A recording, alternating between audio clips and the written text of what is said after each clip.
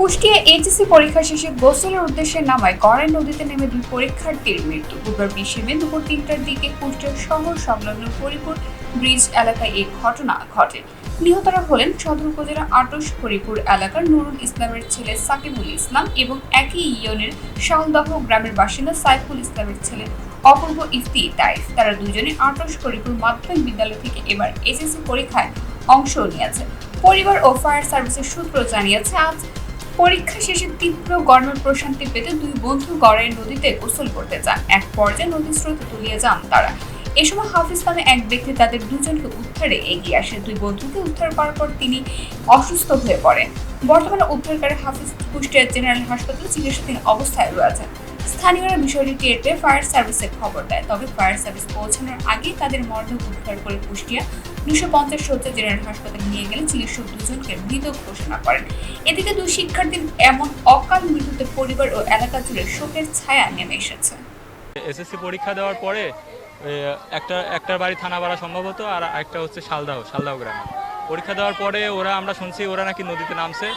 তো নামার পরে ওরা দুইজন চূড়াবালিতে তলায় গেছিল। তো ওরা অনেক চেষ্টা করে 20 মিনিট ধরে চেষ্টা করার পরে উঠাইছে ওদের।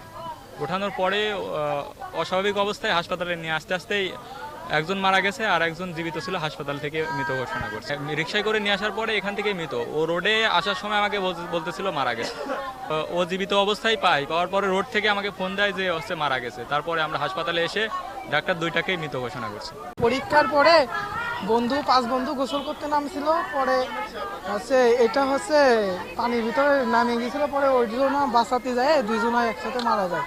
পরে 10 মিনিট নিখোঁজ ছিল। পরে তোলার পরে ওইটা একটা কথা বলছিল, এটা একটাও কথা বলে নাই। আনুমানিক আপনার হচ্ছে 4টার দিকে সম্ভবত দুইটা ইয়াং ছেলেকে আমাদের হসপিটালে জরুরি বিভাগে নিয়ে আসছে অজ্ঞাত, মানে ওনাদের রিলেটিভ না, এরকম কিছু মানুষ, স্থানীয় কিছু লোকজন নিয়ে আসছে।